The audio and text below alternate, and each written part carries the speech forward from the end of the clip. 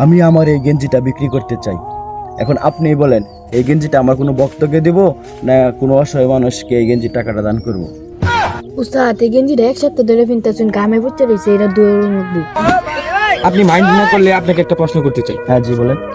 আপনি যে আপনার এই গেঞ্জিটা কোন শোরুম থেকে কিনছেন? আসলে এই গেঞ্জিটা আমি গাঙ্গিনা পার হকারের কাছ থেকে কিনেছিলাম। ও, তাহলে তো এটার প্রাইস কত হবে? বেশি দাম, তো 150 টাকা দিয়ে কিনছি। 150 টাকার গেঞ্জি আপনি বিক্রি করে একজন অসহায়কে দান করতে চান? আমার বক্তব্য যদি ভালো লাগে তাহলে এই গেঞ্জি 1 লাখ টাকা দিয়ে নিতে পারে। আপনার সাপ্লি কন্টেন্ট ক্রিয়েটররা কি 1 লাখ টাকা দিয়ে এই গেঞ্জিটা কিনবে? হ্যাঁ, কিনতেও পারে। দেখেন না, রোনাল্ডো মেসির মতন বড় বড় প্লেয়ারদের গেঞ্জি বিক্রি হয় বেলো পার্সন, আমারটা কিনবে না কেন? ধন্যবাদ। আমরা এতক্ষণ ছিলাম দেশের labour content creator WhatsApp Billal ভাইয়ের সাথে। তো আমরা এতক্ষণে কথা বলে যা বুঝতে পারলাম, দেশের সাপ্লি কন্টেন্ট ক্রিয়েটররা যে কোনো সময় মারা খেতে পারে। স্বাধীন আহমেদ, সমুগঞ্জ, বিনোদন 12, শেরপুর।